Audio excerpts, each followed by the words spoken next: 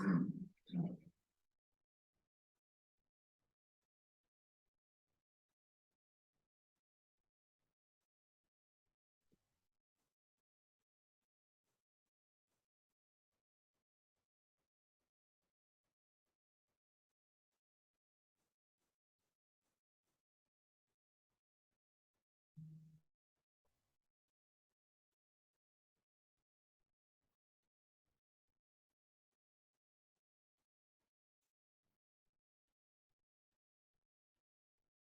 Paul.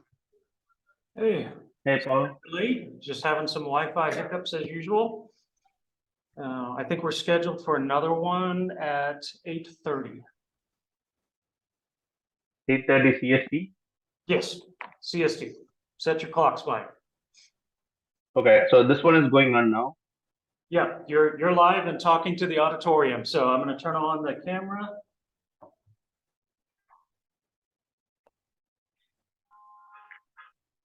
All right, now here. Excellent.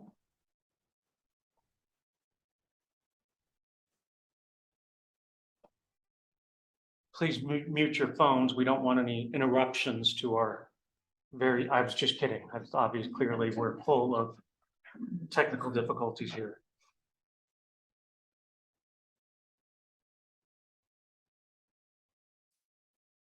All right. Nathan, let me get you to co-host. Got everybody else? Everybody else, hope we can talk and see.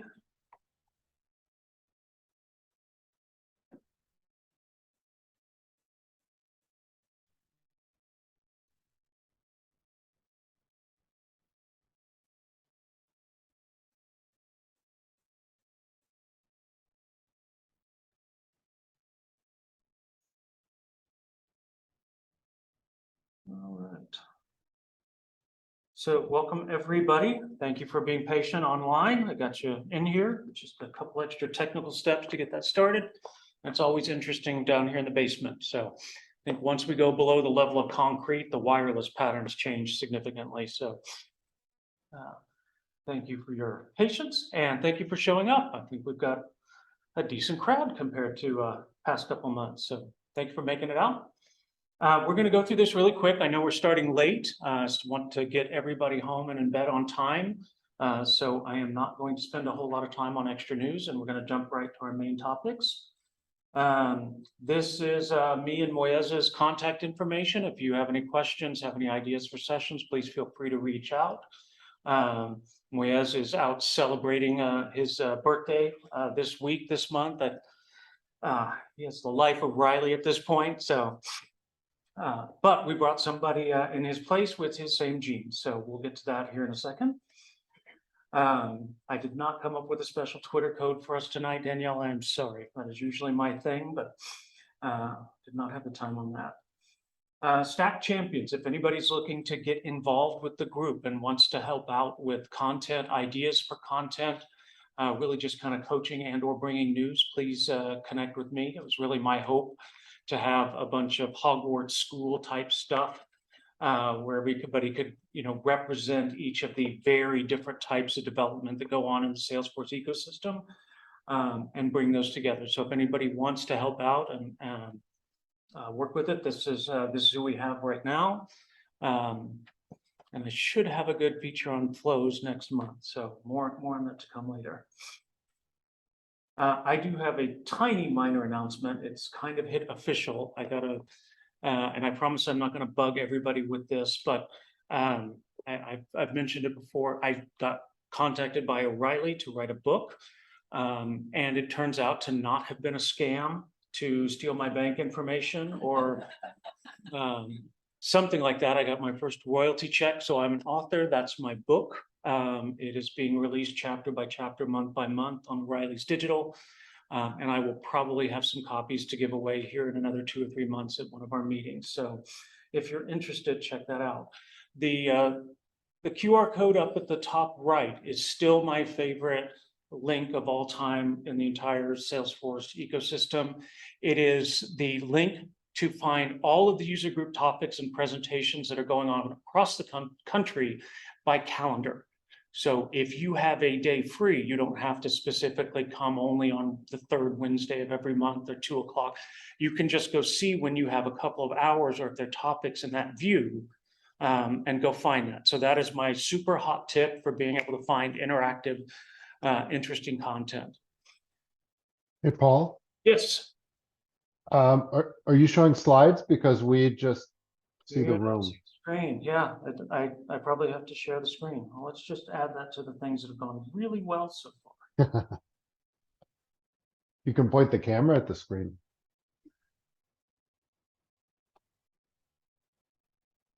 Worst case.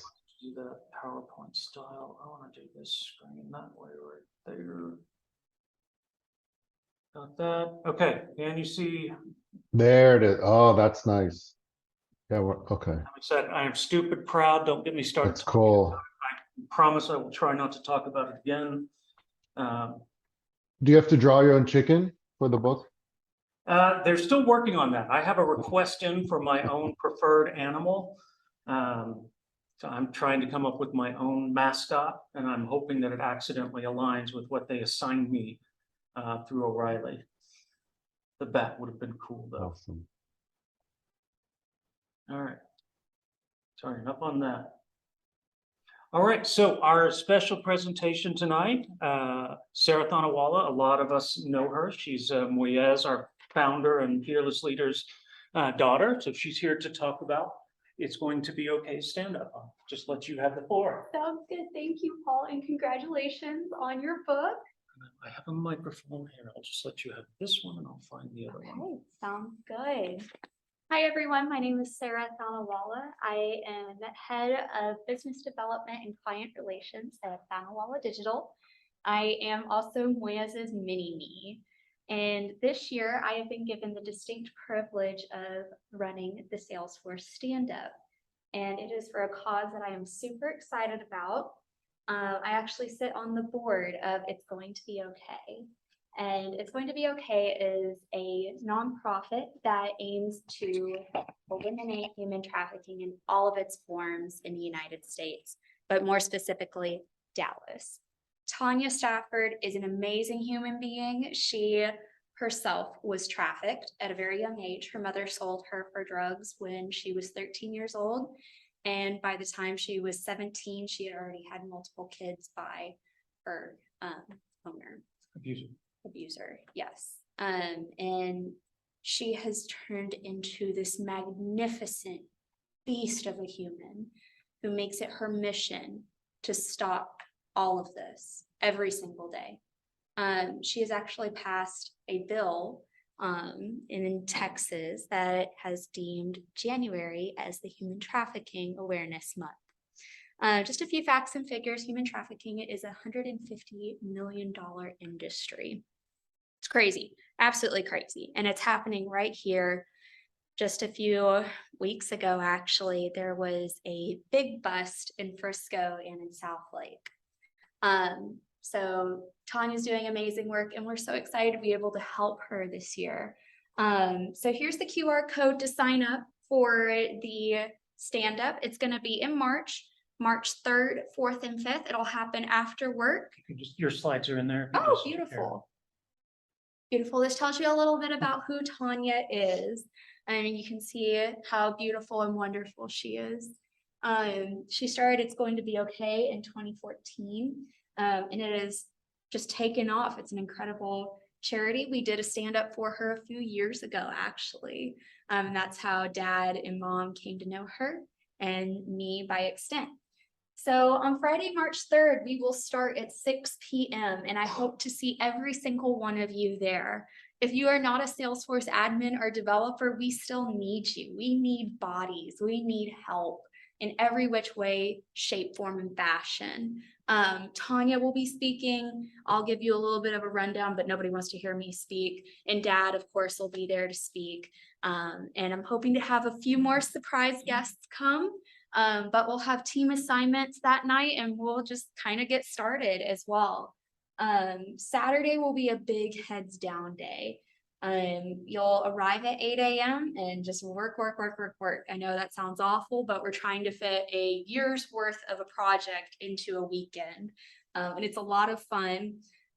Sunday, we'll start a little bit later. I'll give you 30 more minutes to sleep in. And of course, all meals will be provided. Sunday will be kind of a wrap-up day. We'll break at lunch and then we'll present our work to Tanya and we'll teach her how to use her new product. And then at 4:30, Dad is famous for cake. So we will have cake. I promise there will be cake and everyone can have more than one slice if they'd like. So a couple of things that are going to be a little bit different. There will be a raffle. Now, how do you enter the raffle? You can either buy a ticket for $5 or you can bring a feminine hygiene product, just a regular hygiene product, a children's toy, anything that you can donate. And each item will be one raffle ticket. And we're going to have some fun things. I think Dad is thinking about getting an iPad, maybe a Yeti cooler, a nice dinner at maybe Eddie V's or something like that. It'll be worth your while. Please bring friends, bring your computer, bring chargers, maybe a reusable water bottle. Again, we'll have water, snacks, food, everything for you. And then how will your volunteer hours be tracked? Because I know a lot of your companies actually will give you PTO for volunteering. As long as you check in and check out with one of our care team members, we will track all your hours for you. And at the end of the weekend, we're going to send you a little certificate and a little NFT to put on your LinkedIn profile, your website, what have you. And we'll give you a little blurb so that way you can take that back to your boss and get paid for your work, hopefully. Lastly, here's the QR code. I really hope each and every one of you will be there. It's a great cause. It's a lot of fun. I went over the raffle. Yes. Yeah, is Dallas still in the top 5 for human trafficking in the United States? Unfortunately, it is. 2 or 3, I think, whenever we last talked to Tanya. Yes. It's horrible. It's only gone up with COVID, unfortunately. Tanya is great. I got to participate this. You guys have heard me talk about this if you've heard me talk at all, because this was a fantastic opportunity. One, it is such a refreshing pace. I'm good. Oh, perfect. If you've ever wanted to do a project without all the rules and just get the work done and no Jira tickets or cases or DevOps and just sit down and do work to help people directly that you can look in the eyes and see that you're helping them help other people, it's phenomenal. It was better than a day at the park. I was able to pitch in directly, but there were a lot of people that were just able to learn and they acted as gophers, communication between the groups. Moyes does a ton of pre-work, has a bit of an idea how we're going to execute the project, what teams they're going to break people up into try and do. We scramble like kids soccer and all hustle to the ball that we're oriented to. And if we get bored with that and you don't own something, you could go learn something else. So it's also the people that are assigned to stuff are usually there because they like to volunteer their time and they know how to run teams. So there will probably be a lot of people from Slalom. I'll be there. It'll be direct chance to interact with people that hire and have jobs and can make recommendations. I won't promise that anybody can hire, but you will have direct experience working for somebody who can say, yes, I know that person. Yes, I know their attitude. Yes, I know how quickly they pick things up and I can recommend them. So it's a fantastic opportunity for everybody involved. I had a lot of fun with it. So I'm so glad you guys are doing it again. Looking so forward to seeing Tanya again too. Be great. And it's being held at UTD as well. So you all can come here and I know you can get here. So I expect to see every single one of you there. Thank you so much, Paul, for letting me hijack your meeting. I appreciate it. And if you have any questions, anything, you can contact me directly at Sarah, SARAH @t.digital. That's my email. Thank you guys so much. Thank you, Sarah. Thank you. I'm so looking forward to this. Appreciate all the work you're putting into this. All right. So back to with it, Moyes is not here. Next month, I don't have the presentation set yet, but I think it's gonna be something fun on close. So we'll get quickly. Danielle, thank you. And Joseph, you're here too. Are you friend? You also work at Salesforce? I saw a bag. I didn't know if that was a familial bag or a. No, it's my bag. This is your, okay. Didn't know if we had another person. Okay, that's good. Stay away. It pulls you in and you never get out.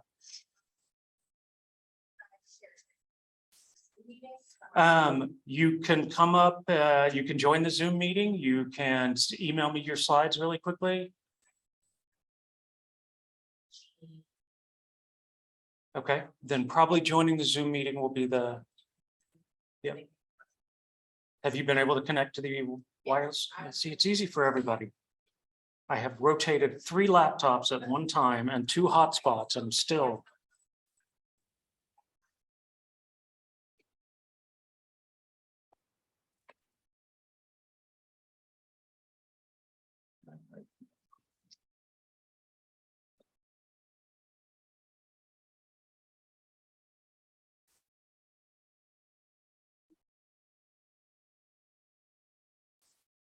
That's off.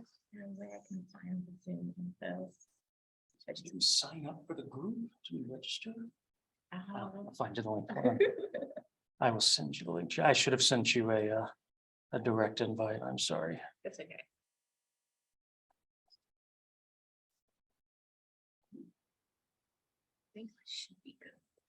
Everything else has been so smooth. People are probably totally flabbergasted by this part not being perfect. All right. So you should have an email from me now with the link to the Zoom. There's an extra output down here.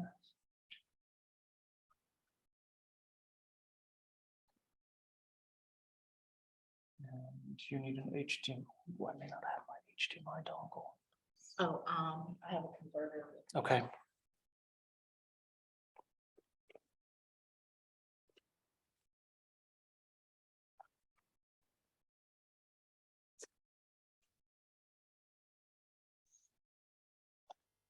I figured if I joined the Zoom.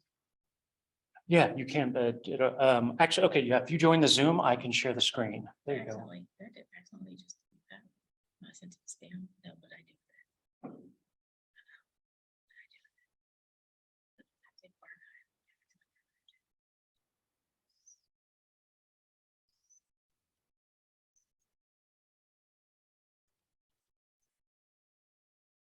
You sent me the email by accident.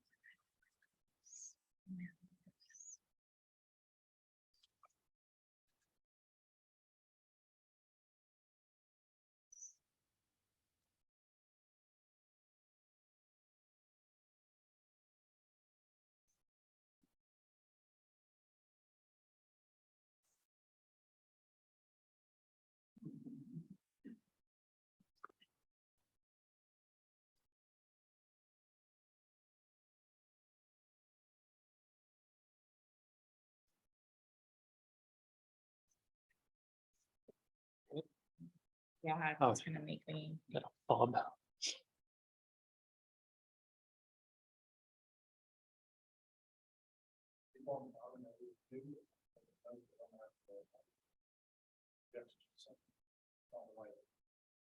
What about it?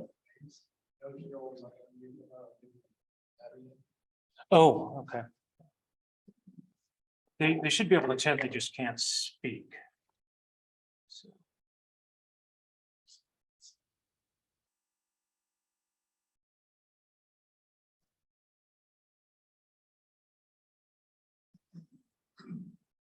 Okay.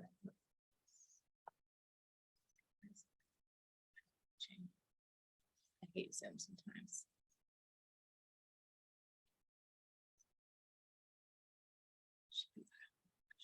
No, this. You got the email though? Yeah, Okay. this is the link, but it's not.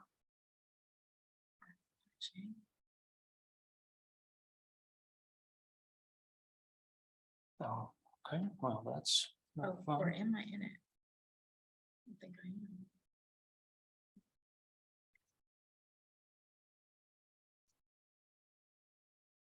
Oh, did you see her pop up trying to get in? Is that what you were telling me that I couldn't hear? They just, in case those people that were there. wanted to Oh, ask a okay. question. Recording in progress. Go.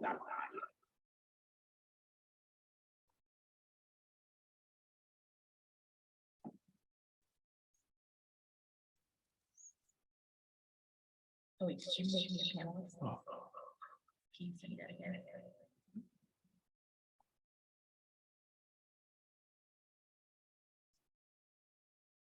Recording in progress. There's two of us out here. Here, let me mute this.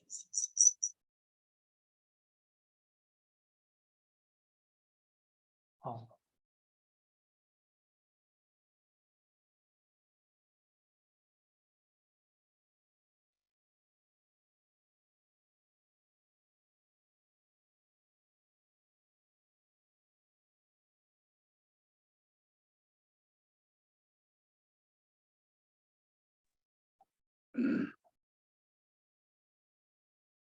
Everything's muted now.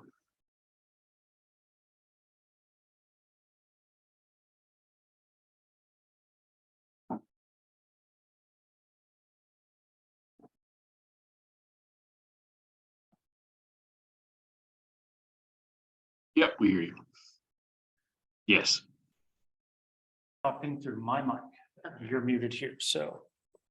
All right. But they're not seeing the presentation. Yeah. Maybe I need to share my Yeah, you screen. got shoes. To the Zoom.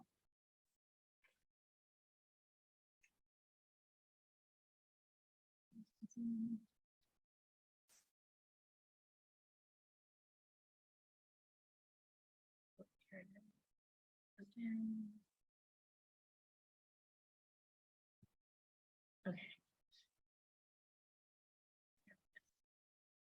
Groovy. All right. Thank you for your help. Thank you for having us, and I didn't do a very good introduction, so I'm sure. That's all right. I'll try to do a good one for myself. All right. Hello, everyone online and in the room. My name is Danielle Larregui, and I'm a marketing cloud developer advocate here at Salesforce. And today I will be talking to you all about the Genie customer data platform, which was Salesforce's big announcement recently at Dreamforce. So I will first start off with a little bit of information about me. I live locally here in Dallas, Texas. We live near the Oakland area, and I currently have 9 Salesforce certifications across the Salesforce and Marketing Cloud platforms. I have over 9 years of experience with the Salesforce and Marketing Cloud platforms, and I have been developing or writing Apex code, Lightning Web Components, and AMP script for over 5 years. I've also dabbled a little bit in Java as well as JavaScript. And at one point in time, I even tried to do iOS apps, coding with Swift. I have been working for Salesforce for 3 years. I originally started off in our services area working on implementations, and then I moved over to the developer relations team where I am now a developer advocate. I also have some experience in consulting. I am former Accenture, worked on a couple of projects with them. And I currently live with a cat. There's our cat. We have a dog as well in his cute little winter coat. I just got a fish 2 weeks ago. So there's our little fish, Tomioka, and Joe, who's here in the audience supporting me on this talk. All right. So a little bit of background first about my team, the developer relations team. Has anyone ever heard of the developer relations team or developer advocates, what they do? Okay, great. So my team, our job is really to engage with the community. So we attend a lot of community events. We attend user groups as well as conferences. And our job is really to inspire and attract developers to Salesforce. You work with Peter Chitter? I do. So that's this slide right here. So the first team of developer advocates coming up is the Salesforce platform developer advocates. So these are my teammates on that mostly work on advocating for the Sales Cloud and Service Cloud, which is our core platform. So we have Peter Chittum up there. He lives over in the UK. Alba, she lives in Spain, which I will be going to Spain in a few months for Dream Olay. Julian, he lives in Florida. Mo, he lives in Tennessee, I believe. Philippe in France, and Stefan, who was a past speaker for this group, He's a very right? good friend of the group. He's Yeah. been here several times for us. Yeah, Stefan, he lives in Las Vegas, and he is on the core platform team. And then here is my team, which is an emerging team. I am the developer advocate for the Marketing Cloud platform, which means that I focus mostly on Marketing Cloud account engagement, which is formerly known as Pardot, as well as Genie Customer Data Cloud. And then I just got 3 new muleys to my team as well, who will be creating content for the MuleSoft platform. And so some of the things that we typically do are Ask Me Anything sessions on YouTube. We do code lives, we write blogs, and we just go to a lot of events and evangelize the platform. So it's a lot of fun. I love this job. And speaking of events, so some of the past events that I've been to is Dreamin' in Color, Southeast Dreamin', Dreamforce, World Tour New York, and most recently I was able to go to French Touch Dreamin' and have some fun there. And now I'm going to get into this wonderful slide that I'm sure you guys have seen a million times. So I am a Salesforce employee, and because I am a Salesforce employee, that means that I might make some statements about some products or features that may be coming in the future. So please remember to make all of your purchasing decisions based off of what is only available in the platform today. And now we will get into the meat of our presentation. So Genie Customer Data Cloud, which has gone through many, many renames, because you know we at Salesforce love to rename things. So what is Genie? So Genie is really a way to build a single source of truth, as well as to unify many different disparate systems. So Genie Customer Data Cloud is in the cloud, just like Salesforce, which means you can access it from anywhere if you have an internet connection. So you will go to login.salesforce.com, and then you will enter in your credentials, your username, your password, and voila, you are in Genie, just like how you log into your regular Salesforce org. And so what Genie really seeks to solve is, once again, many companies have many different systems, right? So maybe they have a legacy system that they're storing information about a customer. Maybe they have another system that they're storing information about, purchasing, one that might service customers for incidents. But basically, there's just all of this data sitting in all these many different systems. So what Genie really seeks to do is to bring all that data together so that you can form a single point of view and a single source of truth. And so some of the ways that Genie can be helpful to you all is real-time flow automation.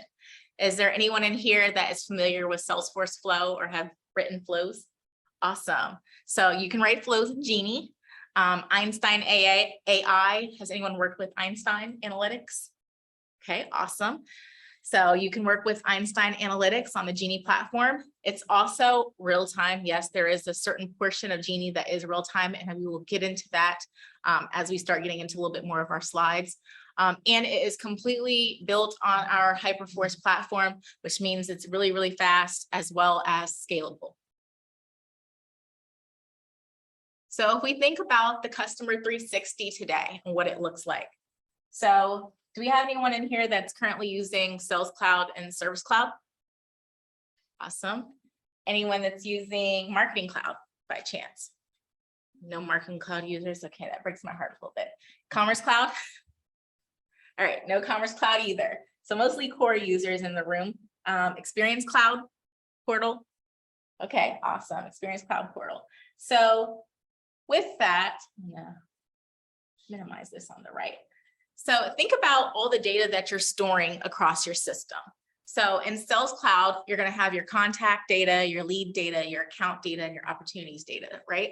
In Service Cloud, you're going to have your incident data, your case data.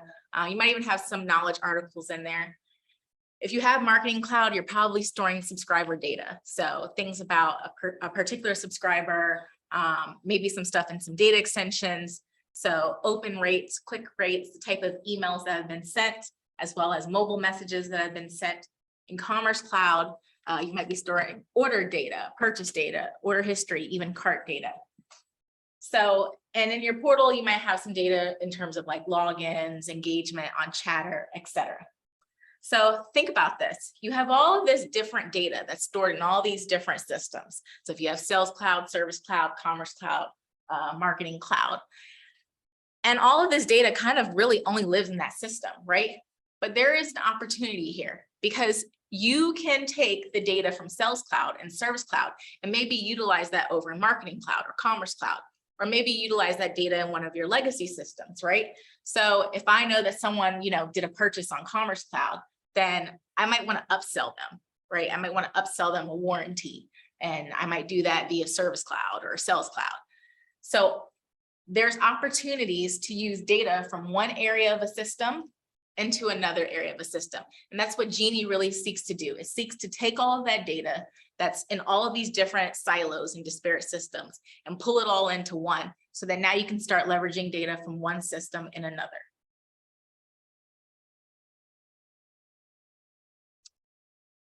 And so the very first thing that we have to do with Genie is get data into Genie. And the way that you do that are via pre-built Salesforce connectors.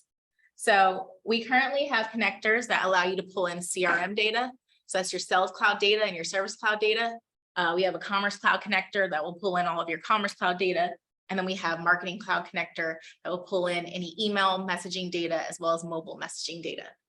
We also have a MuleSoft connector. So anything that Anypoint platform can connect to. So that's all of your legacy systems. Anypoint can connect to SAP, can also connect to Workday. There's something like 250 plus connectors, and it's all configurable. So all that data can be pulled into Genie via the MuleSoft connector. There's also file-based approaches with Google Cloud Storage as well as Amazon S3. And if you have an iOS or an Android app that you've built for your company, it will pull in the iOS and Android app data via the mobile SDK. And if there is a website that you've built for your company that's just on some type of homegrown stack, you can use our web SDK to pull in that data from your website as well. And so what that does is that allows you to really pull in all that data so that you can start harmonizing. And again, our end goal with Genie is to build a single source of truth and a unified person that you're working off of. So here is a diagram of where all the data is coming from and how it is coming into the customer data platform. So one of the questions that I get a lot of times is, has anyone in the room ever worked with or heard of CDP, Customer Data Platform, Salesforce Customer Data Platform? Okay, awesome. So I get a lot of questions. Is Genie CDP? Is CDP Genie? Yes, CDP is Genie and Genie is CDP. So Genie is built on top of the customer data platform, but it's going to be a little bit different because Genie is going to extend what is currently in CDP today. So there's a lot of enhancements that are coming in terms of data lake capabilities. So more things that you can do with the data lake, as well as connectors. A lot more connectors are coming, as well as analytics. There's some more capabilities coming as well. And all of that is coming underneath the Genie umbrella. So CDP is not going away. CDP is kind of morphing into what is now Genie. And so some of these flows may look similar to the flows that you've seen with CDP.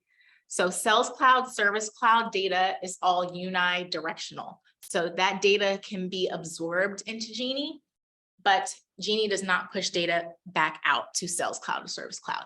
Now, Marketing Cloud is bidirectional. So Genie can ingest data from Marketing Cloud, and it can also push data out to Marketing Cloud as well. However, other things like Tableau will be unidirectional as well. So you can build dashboards and analytics based off of the data that's stored into Genie, but you cannot push data from Tableau into Genie.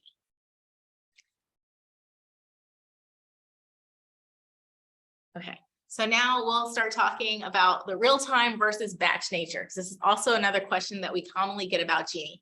Is it really real-time? Yes, there are parts of Genie that are really real-time. So the real-time nature is going to come in via the ingestion API. There are two APIs that you can work with, the bulk API as well as the streaming API. Those are going to require some extensive customization there. But if you don't want to build your own end-to-end connection, you can use MuleSoft in place of that. So MuleSoft will offer that real-time ingestion of the data into the customer data platform, as well as our web and mobile SDKs. There's the ability to make the data that's coming into Genie real-time if you're using one of those SDKs. Now, anything else, your Sales Cloud, Service Cloud, Marketing Cloud, Commerce Cloud, as well as the file data from Amazon S3 and Google Cloud Storage. That data, and I know it's kind of small at the bottom, but I will send these slides to Paul so that he can send them out to you guys. But all of those will come in via batch. Now you can schedule those batch jobs to be either hourly, daily, or monthly, or weekly, but those are coming in via batch. It will not be real time. The data will only be as fresh as the time that the last batch job ran for those. So how is data ingested into Genie? So data is mostly ingested in Genie via data source objects. So data source objects come in via your data streams, and we will demo this. And then on the right, so if you're familiar with Salesforce, you're mostly familiar with standard and custom objects. Those don't exist in Genie. Those go out the door. So in Genie, we have what are called data lake objects as well as data model objects. And all of this is happening within what's called a data lake. So what you will have to do is you will have to map your data streams to these data lake objects and data model objects. And there are standard data model objects that will match the mapping for certain objects that are typically used in Salesforce. So for example, the account object will have a standard account data model object in Genie. Case will have that as well, lead as well. Now, if you're creating custom objects in Genie, what you might have to do is create a custom data model object to ingest that data and be able to get that data into Genie and held into Genie. And so what you're seeing here from the left is all of the data that's coming in via the data stream and the data source objects, and it's mapping to the data model objects on the right within Genie. So after you get all of this data into Genie, it's like, now what? Now what do I do? So one of the first things that you can do with the data in Genie is you can segment it and build queries. And segmentation is basically you're building an audience of this data. So let's say I want to get all of the people that live in Addison, Texas, that are Cowboys fans. That would be a segment. Let's say I want to get all the people in, I don't know, Frisco, Texas that are, I don't know, maybe they're Mavericks fans. So that would be a segment as well. So once you get all this data into Genie, the ability is there now via segmentation in Genie to start creating audiences and start dissecting the data, so that then with these segments, what you can do with them is you can actually put them into Marketing Cloud and put people on a journey to send mobile messages and email messages, or you can do really whatever you want once you have these segments built out. And the segmentation builder is drag and drop, so it's very easy to use. If you've used a report builder in Lightning, it's going to be a very, very similar feel to what the segmentation builder is like. There's also the ability to start doing aggregations and measures on this data. So you can do sums, averages, all of that via calculated insights. And there's also the ability to build Tableau dashboards and analytics on top of the data in Genie. And finally, you can connect a third-party marketing intelligence app or Datarama as well to analyze the data. Okay, so I want to talk a little bit about identity resolution, which is a huge value that has been added into Genie. So if you can think about it, if we have, let's say, I'm going to start with 4 systems, okay? So let's say we have me, Danielle Larregui. stored in Sales Cloud as an account, as a contact attached to an account, right? And then let's say I'm stored in our Commerce Cloud system as a customer that did a recent purchase, right? And then let's say that I'm stored in Marketing Cloud as a subscriber. And then I'm stored in, I don't know, just some random legacy system that we connected via MuleSoft Anypoint platform. So I, as Danielle, in these 4 different places, let's say one place doesn't realize that I've moved. So they still have my address listed under where I used to live in Washington, DC.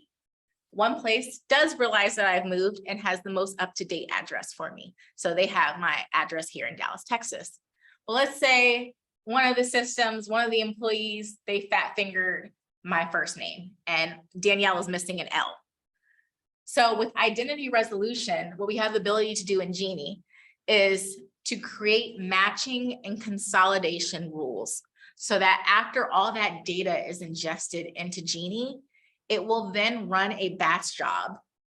How you set the frequency for when the batch job runs. So, but a batch job will be run to go through all of these contacts and all of these profiles and say, hey, we see that you have Danielle here with 1 L and here she has 2 L's, but they're most likely the same person. So what it'll do is it'll create a consolidated and unified profile based off of, you know, whatever matching rules we set so that it can create one clean single source of truth to work off of in Genie. Now I get a lot of questions about that in terms of, will this clean my source system's data? It will not. It will not write back to your source system's data, okay? But the data will be clean in Genie. So you will be working off of one unified profile, but unfortunately it will not go back to that legacy system and overwrite the data. But that's very, very powerful. And I'll show you guys that in today's demo. That's extremely, extremely powerful tool to be able to, you know, match these profiles so that you're not working off of all of this dirty data or 4 different people when I'm really only one, right? Okay, so I know this is a developer user group, so we're going to talk a little bit about what can I do with code in Genie. So there's not really a whole lot. I mean, there's some things you can do, but some of it is also just over engineering Genie, in my opinion. But we will go through a couple of things that you can do with code in Genie. So one of them is you can use SQL to build your queries in Genie, especially with calculated insights. So it definitely is not SQL. It's like, oh, man, why did I learn SQL, right? No, it's SQL. So you can start dissecting and searching for the data within the data lake using SQL. You can start building your aggregations as well as segments with SQL as well. And those are mostly done under calculated and streaming insights. And the other use case for code that you can use within Genie is mobile integrations. So you can start capturing events in your iOS and Android apps. Basically, you would just import this into the Android or the Xcode in the STK or the Gradle files, and then you would pull it into your mobile apps, and then Genie would be able to start capturing that data from your mobile apps. Now, we do have a wide variety of APIs that are also available with Genie. You can view some of those in MuleSoft. You can also view some of those in our Postman collection online. And we also have a vast variety of documentation about doing these types of integrations on our help.salesforce.com website. But I will forewarn you that the documentation, the prerequisites, and the steps are extensive. So it's going to take, it would take quite a lot of time to basically get through it, but there is the ability to do some things with code in Genie. Now, there's really not a lot to do with Apex because once again, there's not really custom and standard objects in there, and you're not really doing a whole lot of data transformation within Genie. But if you do feel so inclined to explore one of those use cases, there is the ability to not only use Flow on the Genie platform, but also to use Apex as well to do any type of data transformation. And so one of the other things you're able to do is package data kits. So if you create a data kit or a data bundle within Genie that you think might be useful to others, or a data stream that might be useful to others, you can package them up and upload them to the App Exchange. And also, if there are people that might have already built a data kit, a data bundle, or a package that they feel like might have been useful to you, there is the ability to download those into Genie as well from the App Exchange. And once again, we do have a multitude of APIs that are available with Genie, with working with the data streams, calculated insights, as well as the web and mobile SDKs out there. So you can extend Genie with those APIs. I think in some cases you might be over engineering, but it is there if you want to look at it on our help.salesforce.com website. Okay, so now I'm going to get into a demo of Genie. Okay.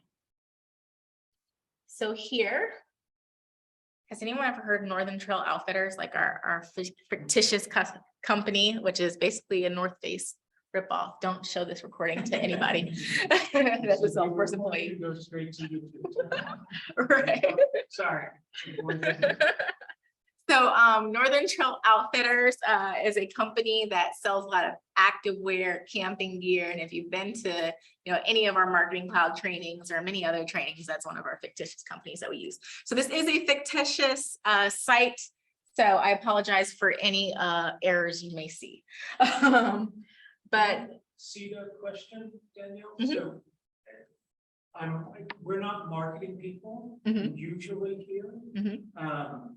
But this, I think we all appreciate. I'm usually working in my silo on Service Cloud, and I'm fixing my cases, and I'm making sure the case is accurate. Uh-huh. I'm making sure the account and opportunity is accurate. But how many people here have gotten a telemarketing call and you've answered because you didn't get a potential spam warning, you thought it might be a real phone call, and they asked if such and so person was there, and it's not your name, and they ask you the wrong name, but they know where you live, or they knew you're a Verizon customer. They had some piece of the information wrong, but some of it right. And how fast do you hang up on those people when they can't even get the phone call right? So this is leading back all of those interactions, all of those customer touch points that we're all working on individually, lead to us being able to build the business for our clients. And if that information isn't accurate, that trust relationship that you've been building with your case system, with your account system, with the franchise system of the company that's related to the company that it's working under the umbrella of, that one slip up breaks the trust with that customer and ruins the sale. And people from marketing are getting that that's a user experience, that leaf of a leaf data can kill your business. It just takes one bad interaction to ruin 40 years of a customer's relationship. And so that's, to me, that's what makes Genie so big. That is fixing everything on the top so that, oh, congratulations on your new baby. No, that was my ex-wife. This is the current, this is McCall. Don't call me again. You've gotta have that insult right, or it's sour. Once somebody makes you mad on the phone with a mistake at the wrong time of day, done. That's So, exactly thank you, right. sorry. No, that's exactly right. Yes. The spam is better at spamming you with stuff you wanted to spam. Out of curiosity, if you're not writing source data, I'm a marketer, by the way, so I'm here for the marketing class specifically. So for me, if you're not writing source data, how does that experience changes? Because the salespeople still work out of the sales cloud, service still works from the service cloud. The data is still disconnected and still wrong. Yes. Yes, that is true. So what we would encourage is that they would use the unified record. So there is the opportunity to install Genie on top of your current Sales Cloud platform. So it would be seamless. So what it would look like is in here, they would just literally switch apps.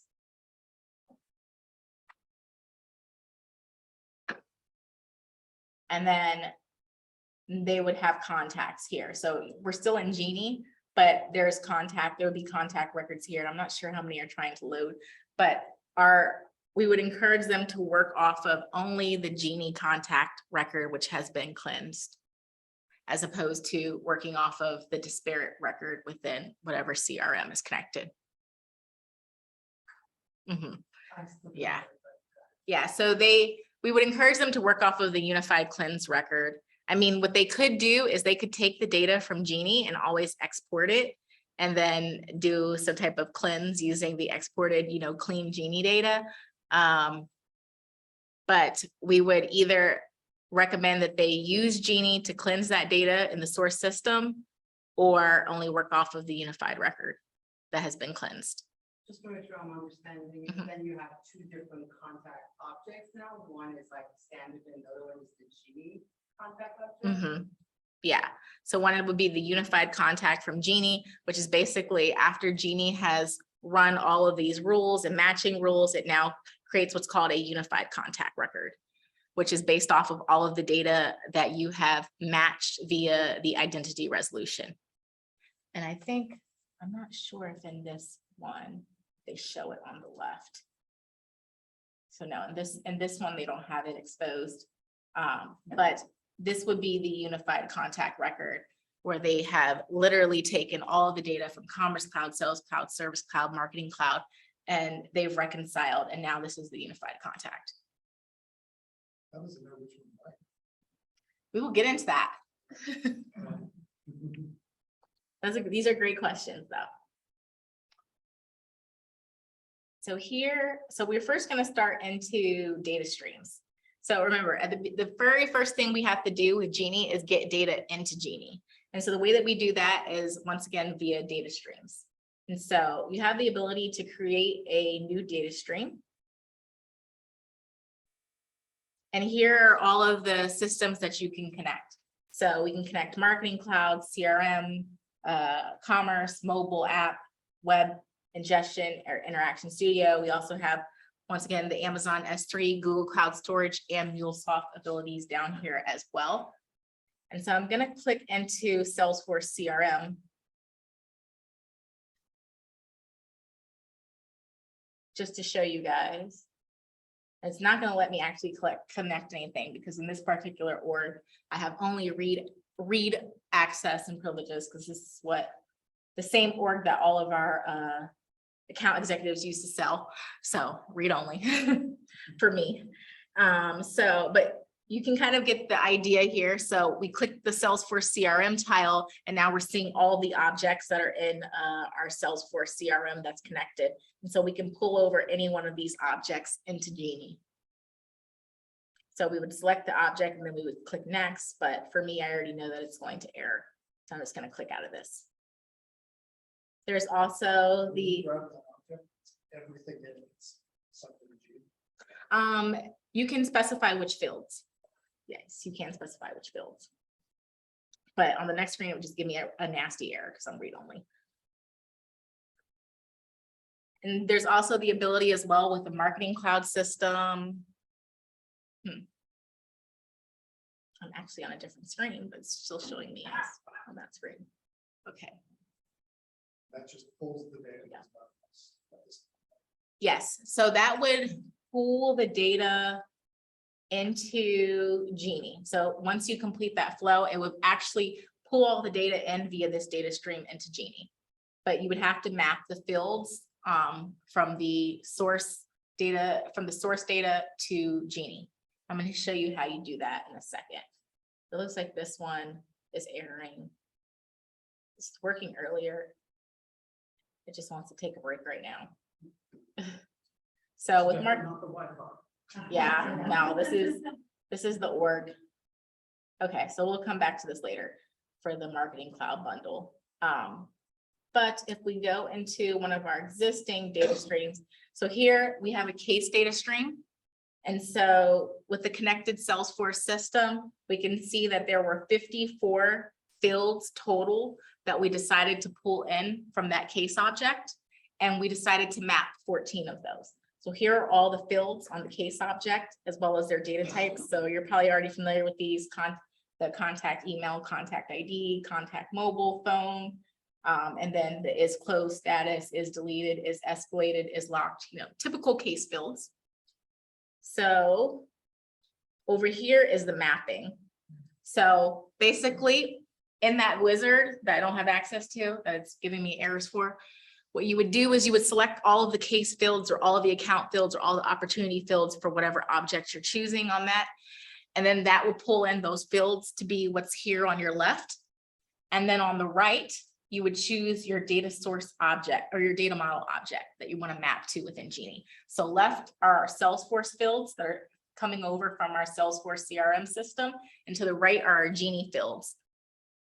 Do you have to create all the custom fields or does it do it for you? These are already there out of the box. So here, As soon as you create the data stream, that fields create something close to it, I guess. yeah, so actually out of the box in Genie, we do have what are called standard and custom data model objects. And these standard data model objects are made to map to your standard objects, Salesforce objects out of the box. So here on the right, you see we already have a case data model object.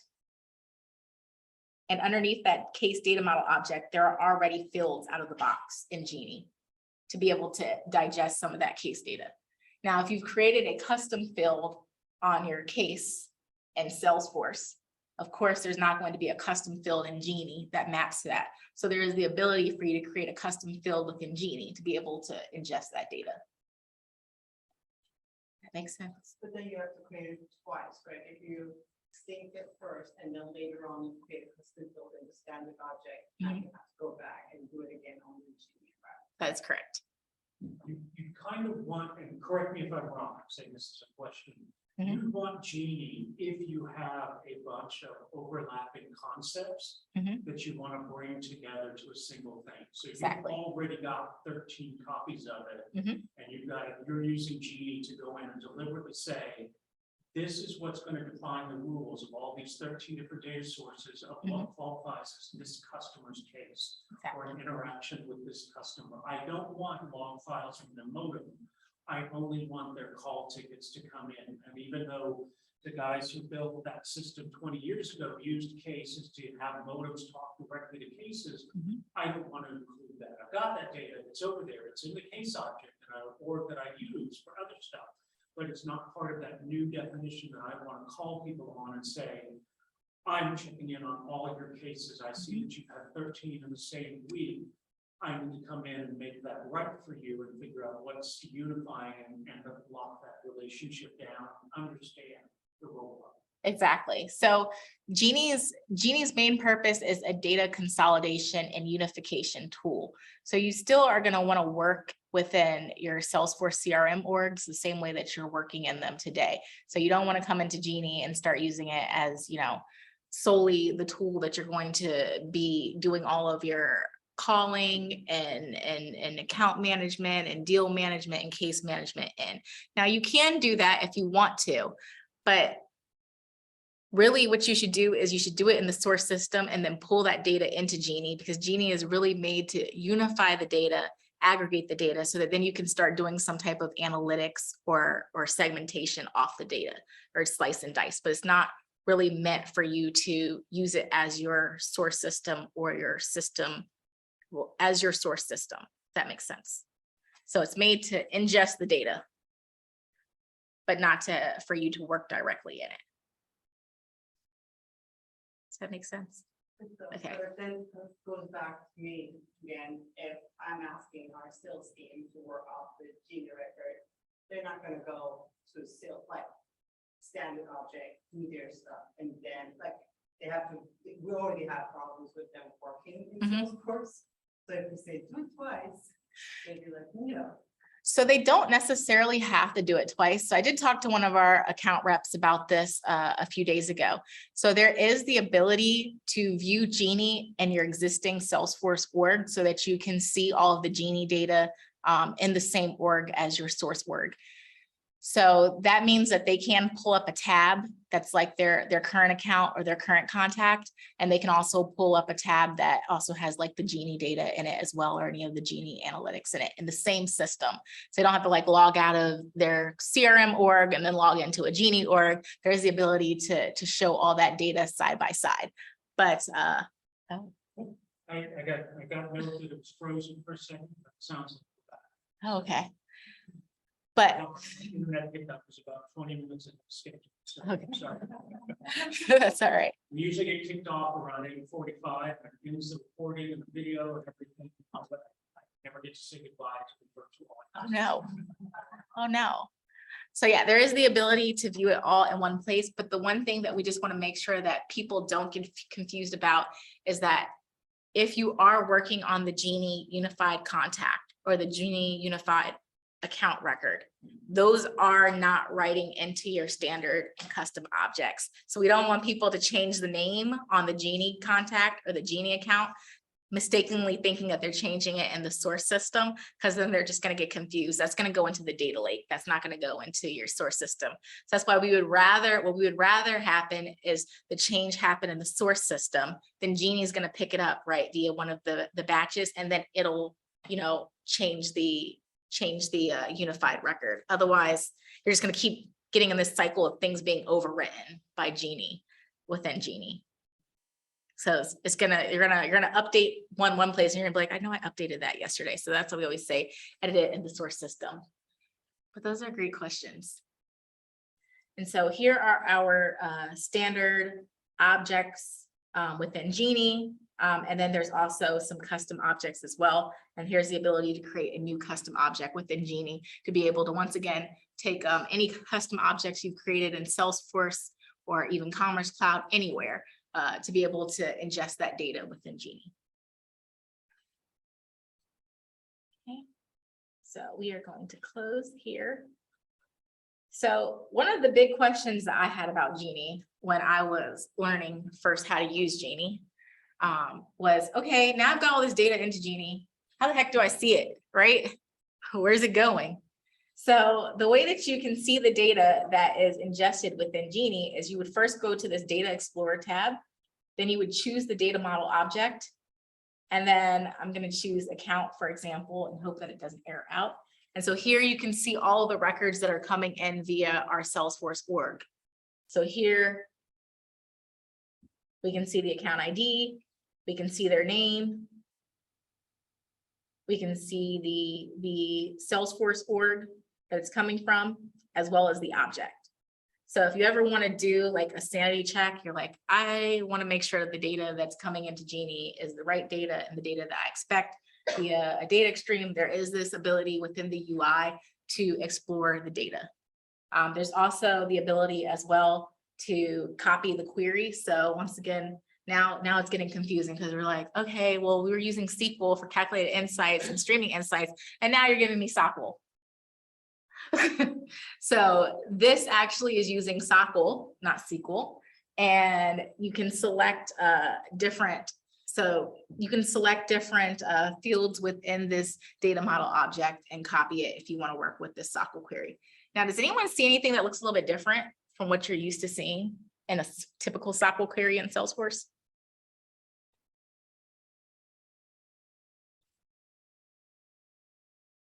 Anyone?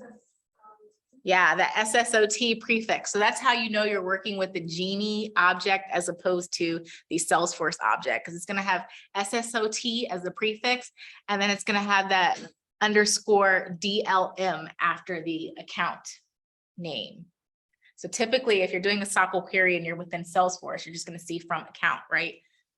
But here you see that underscore DLM. And then the field values are still underscore C, but which is typical. But then again, we don't really see underscore C on a standard object when it's a standard field. So that's a little bit different here as well, because I'm pretty sure there's some standard fields in there like name as well as description on the account. So that's how you know you're working with the Genie objects as opposed to the standard Salesforce object.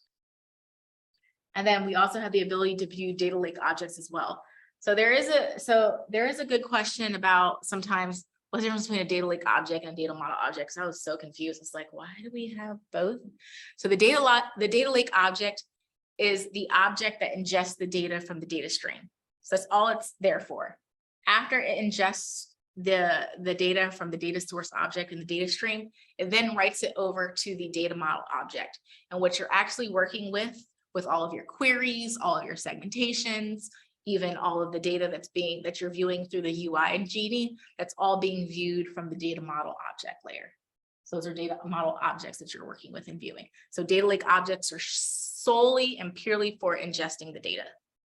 But when you actually want to start working with the data, you're going to work with the data model objects. Is it flattened? Are you taking it to a NoSQL place, flattened at a MapReduce place, or is it keeping the relationships there and pulling the queries real time?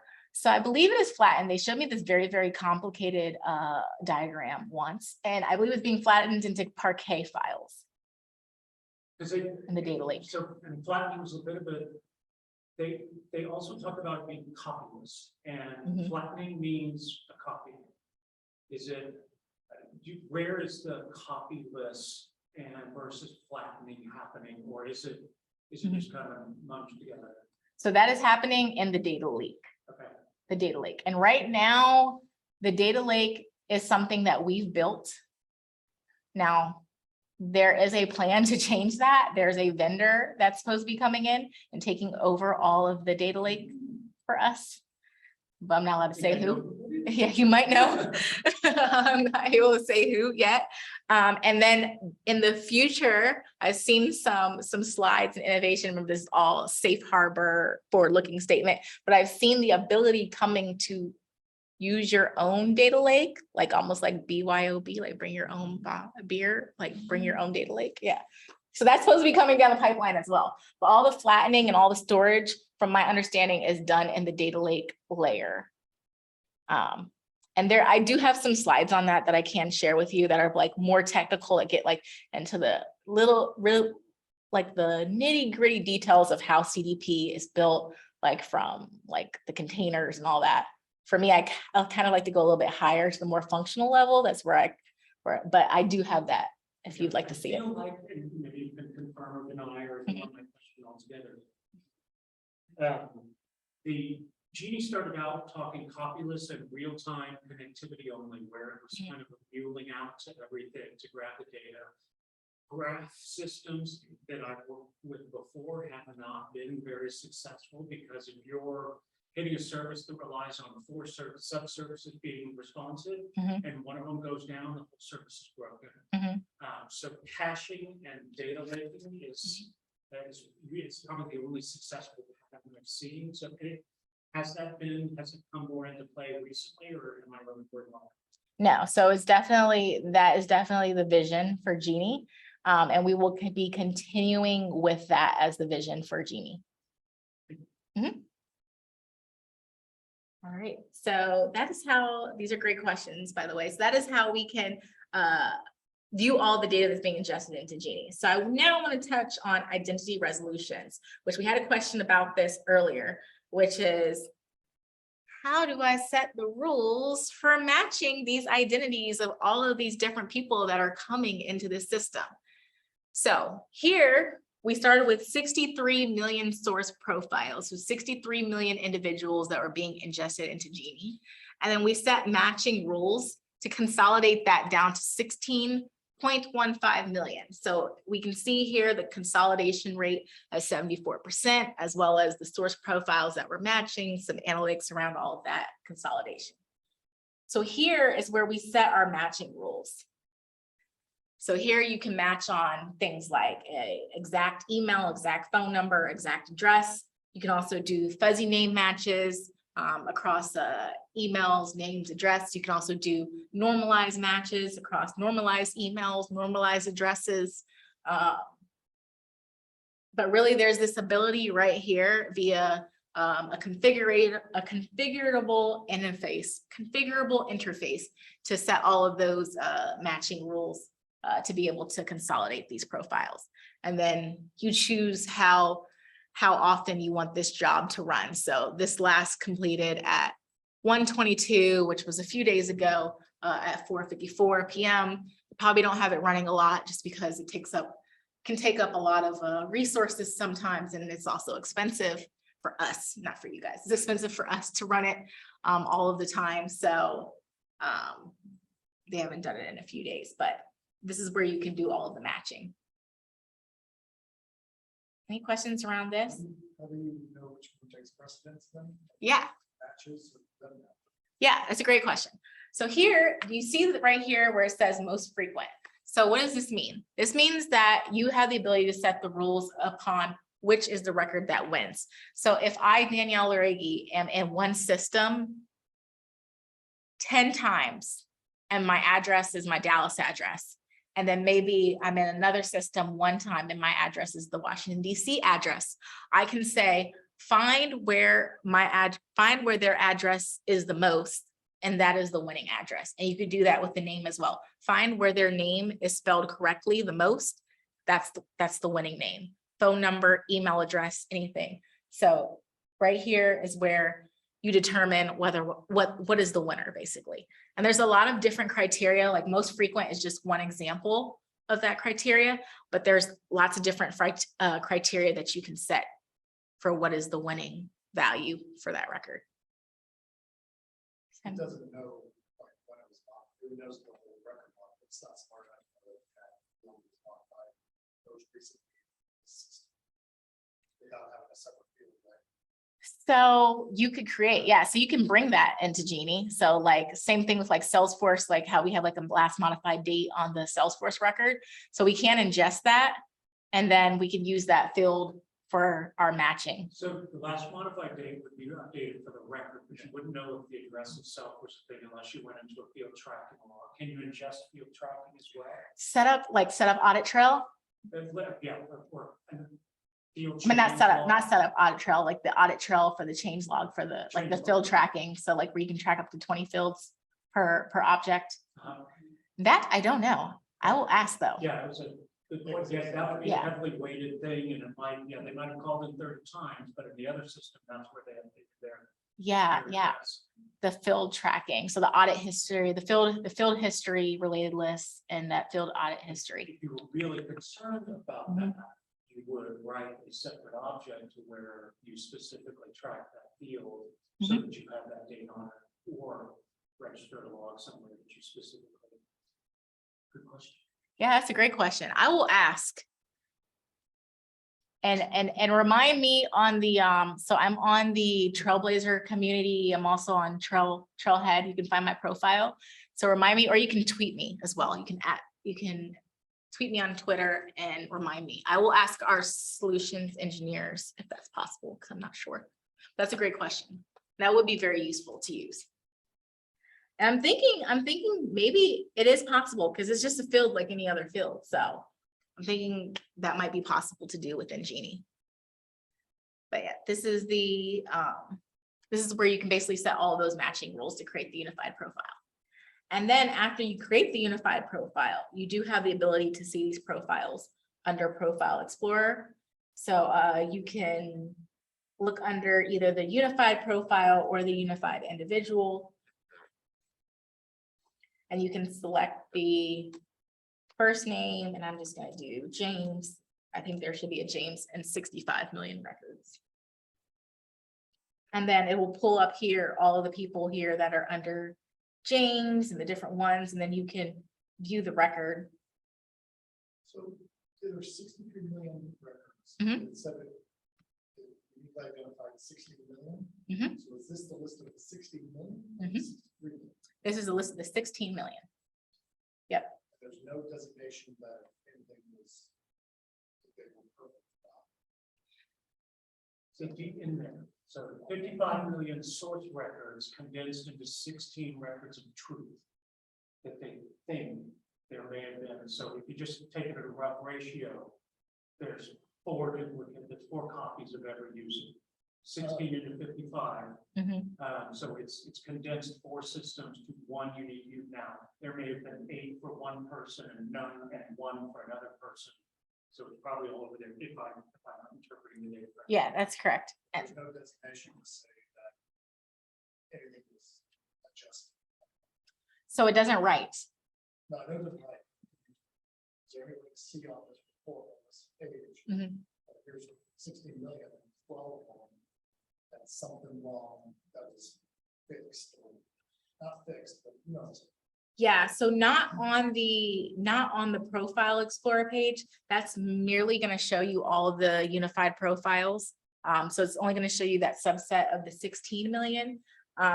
In this resolution summary, this is where it shows you the consolidation rate as well as how many matches there were. I'm not aware, I mean, there's more details here, which is basically the same thing. And then a little bit about the jobs success and failure rate. I'm not aware currently of a way to view like what didn't match other than this number, but I can ask if there's another way to view like what didn't match. That'd be a great tool to clean up. Yeah, to then take it and go clean. Yeah. So I think that Mhm. you're writing rules to say who wins. You've got an infinite possibility of records, and you're writing a rule to say, give me the one person out of all of these consolidated in one. There's nothing wrong with the data. You're bringing one record forward and that record's right. You might see that record was duplicated, existed in 5 different systems, but you define what is wrong and what to consider one user and what not to. So you wouldn't see something that didn't match the pattern that you asked it to bring forward. You're querying for records and trying to say, group them by these couple of attributes and make them one record. You wouldn't see that one doesn't look right, or that record, that piece of data looks older. You'd say the way I know the right record is because it matches these criteria, and that's what you want to show to me. You'd have to go in and start kind of individually analyzing and know that, oh, my record is pulling something in wrong, or in these rare cases, the wrong thing is not coming forward. And then I have to adjust my record. But you're not pushing down, you're pulling everything up. So there's no wrong answer. If it's wrong, it wouldn't come up to you. You wouldn't know it. You can only look at what's right and track back to what matched your needs. Yeah, it seems like a pretty short step to just mark it, not to say what's wrong, but something in here didn't, phone number, address, or whatever, didn't match. Out of those 16 million, there's 100 of them. Some of your proximity, Yeah, that I have to check with our solution engineers if I could see what are the ones that didn't consolidate or the ones that didn't match. But this is typically just for seeing the ones that did match. So I have to check with them. What are the warnings? What are the warnings? The warnings are that this is a demo environment. And there's a lot of people in it that are probably breaking things. Yeah, go ahead.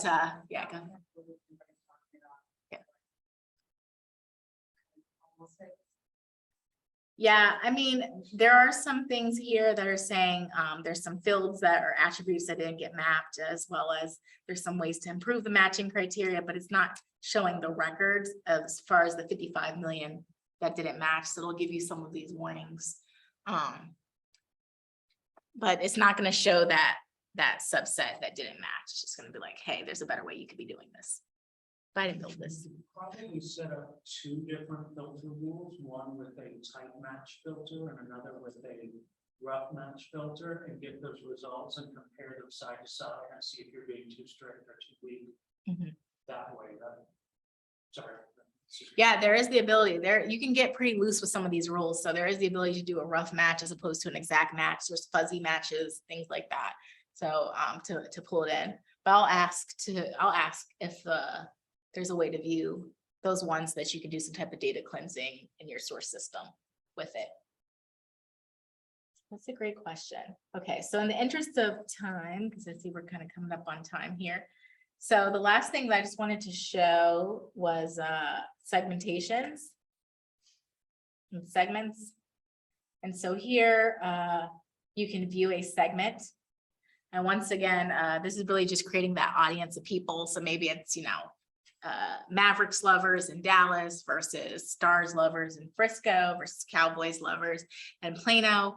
And again, it's very easy to build a segment. I hope this lets me get into the edit view. It does. And the way you can do that is you'll be able to see all the attributes from the data stream that you brought in, and you can just drag and drop it And then you can start doing, is equal to, kind of similar to what you would do with Report Builder to start setting parameters. So to build those segments out. So you could literally pull in, city equals Dallas. And then you would pull in, Stars lover equals true, or Mavericks lover equals false. And then that builds a segment that then the ability for our marketer in the room, you can insert a segment from Genie as the entry point for a journey. So just same way you would configure the entry point for a journey to be a data extension or a cloud pages, smart capture form. There's the ability also there to do an entry point as a Genie segment.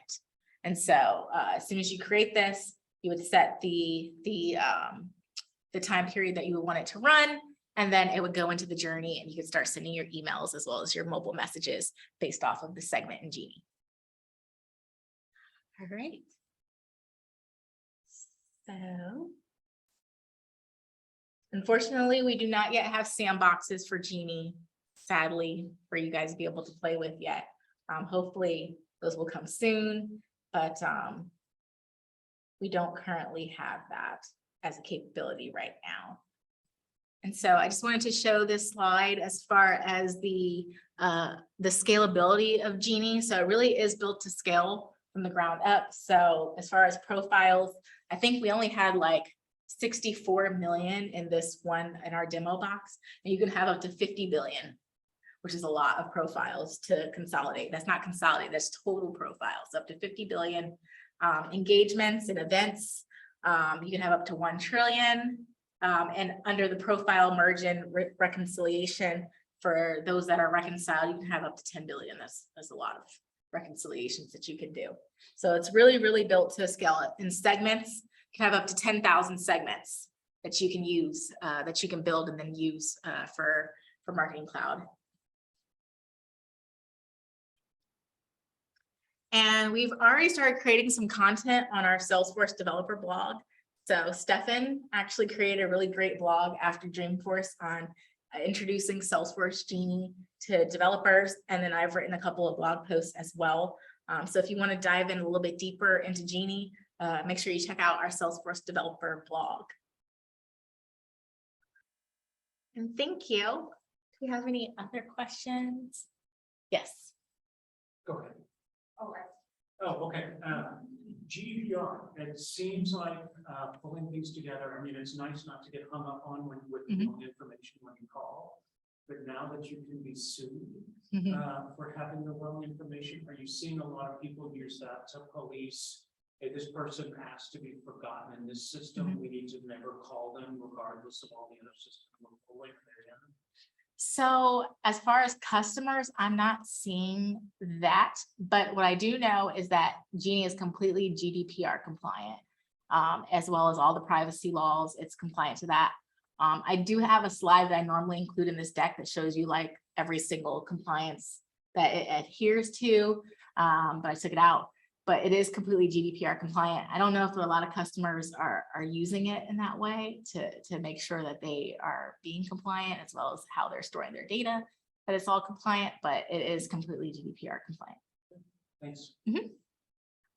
What's a real use case for the, because it sounds like you're saying that the accounts, the contacts, syncing them all up and everything, it's not really doing anything, but then we said, if you're a salesperson, you should be using the sales cloud. Theoretically, have the wrong data. So what's the real use case? use case? Yeah, so Genie, the real use case is to be able to see a single unified view of your customer. So a single point of view of the customer. So RealPage has 14 Salesforce instances. The company there, the department management company. So there's 14 separate sales clouds that you could have been a former tenant in their system, or moved within systems, or changed real estate management companies.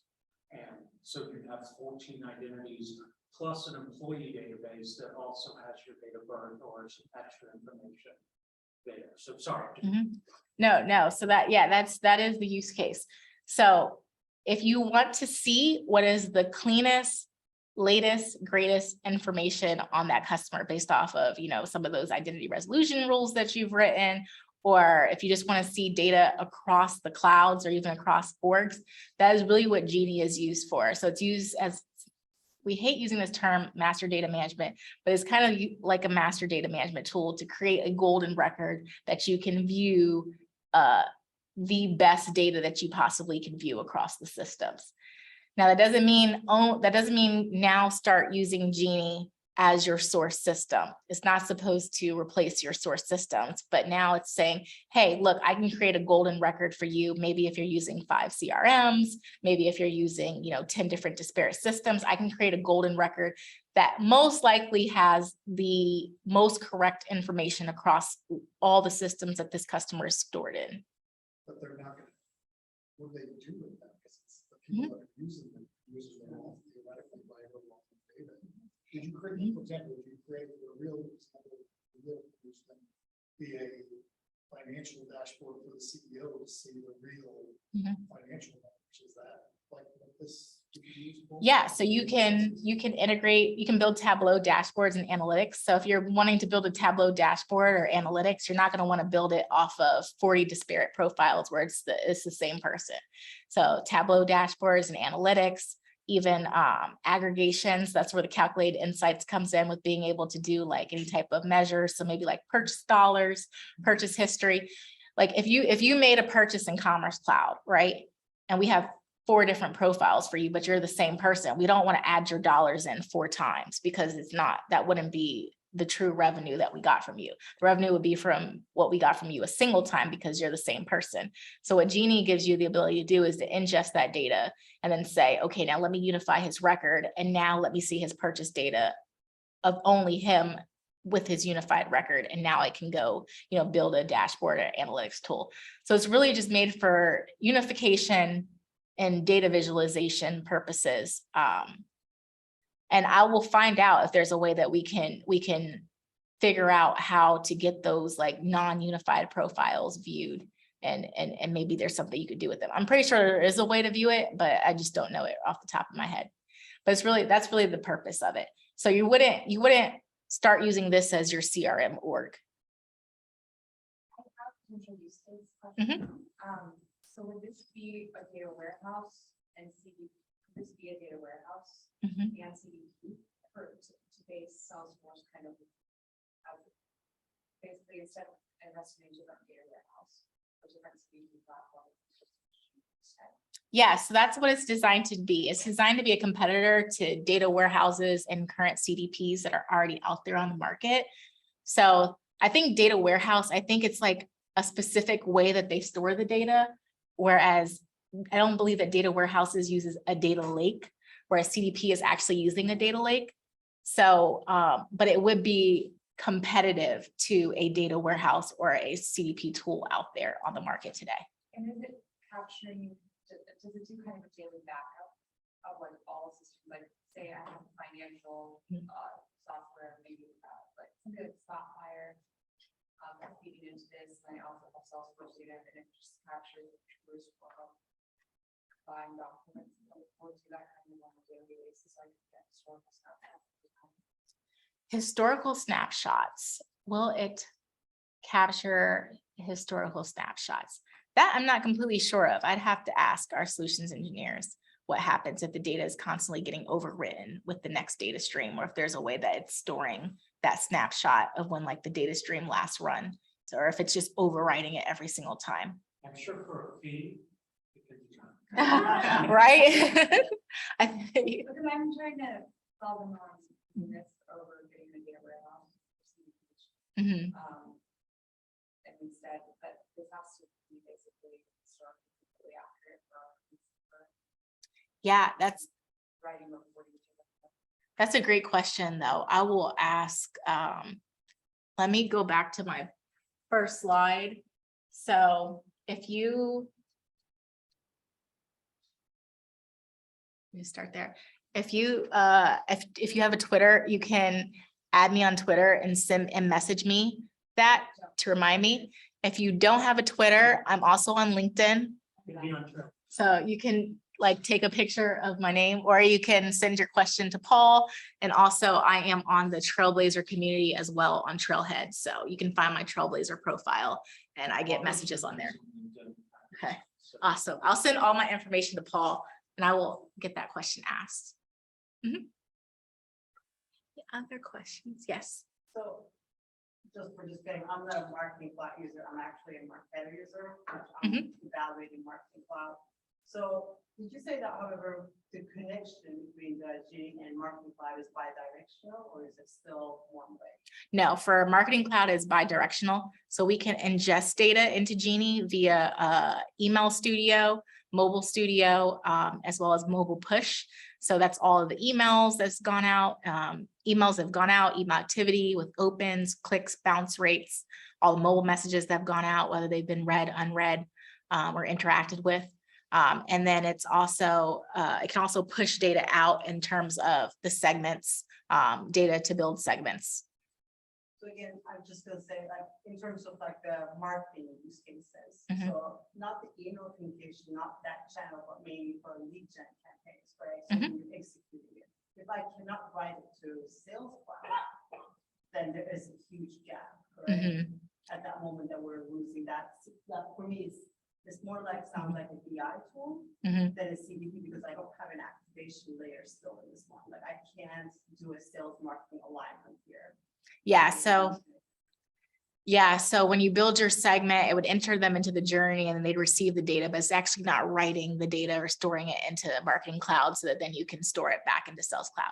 Yeah, it doesn't do that today, but there's a lot of things coming. So I'm pretty sure that unidirectional for both Sales and Service Cloud is coming soon, but today, no, it can't. Sadly, I'm a former real estate client and now with JP Morgan. And for me, multiple sales clouds is my life right now. That never goes away. Yeah.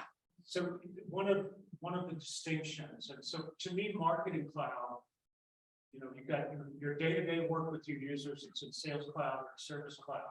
Marketing Cloud is pulling data up in from your Salesforce cloud, but it's not, Marketing Cloud wasn't really built to do a ton of aggregation from multiple systems, but marketing has control of the rules it uses to ingest data worked with those IT teams or those operational teams. Genie sits above that, writing rules, trying to figure out what the truth of the data is for your purposes, and it becomes a separate query layer where you manage the mapping, and it's not the person deciding that the ticket address is now the endpoint. It's not the customer's address anymore, it's the closest address to the field technician. You write, if they change your data that screws up your relationship with your customer, you control that definition now, and you can adapt even while they're trying to pivot and get to the customer faster. Again, that's more of a question. Yeah, so technically you will have all of the source data that you're working off of in Marketing Cloud, because most of that data is going to come either from Sales Cloud, Service Cloud, or Commerce Cloud into Genie. So then you're going to build your segments in Genie that then are going to kick off whatever journey, email, or mobile message. So it's not like there will be a gap. Like I don't have this data at all. That data, thank you for coming. So that data will be, it's not like it's lost data. It's either in one of your systems, but there just won't be that ability to, after you send that message or mobile message, to store that data anywhere within Marketing Cloud, but it still technically is in your source system. Now, tell me, so if I see something and I see a record that looks like it's wrong, and I'm in Genie looking at that record, and I can use flows with Genie data, can I not have a flow that I build to a rule that says go fix that data and fire down into the source system with a flow, or trigger something to the web service of the Sales Cloud? So you can write a web service via Apex back from Genie to the source system. But if you create a flow in Genie, the flow will not edit the source system data. Okay. The flow won't. The flow is operating in the context of the Genie. Yes. Or not. Yeah. So because it's still regular flows, you could talk back and if you set up a receiver on your Sales Cloud side Mhm. to say, accept this change. Mhm. You could rewrite the data. Rewrite it, probably not restructure it, but. Yes. So you could build an Apex class on Genie to capture certain changes in the data or certain things that you think might be wrong. And then you could write, a web service or an integration using the APIs that we have available in Genie to your Salesforce org to change that data in the source system. But out of the box, just writing an Apex class within Genie, it won't change the data, and just creating a flow within Genie, those are platform contained. I don't want to mislead anyone there that they think that they can build a flow on Genie and it's going to update all the Sales Cloud, Service Cloud, or Commerce Cloud. I don't want to give any false hope. That's a great Anyone question. else have any other questions? Seems like we're winding down. All right. Thank you very much. Thank you so much for coming. I think those online. I don't know where to wave. I think I wave here. Thank you all. So I'll post any updates, links to contact Danielle on our socials. I'm sorry, I don't have an announcement for what's on the next meeting. Thank you, everybody that's still amazingly connected to Zoom online. And I'll talk to you next month. What's that? Yeah. Thank you.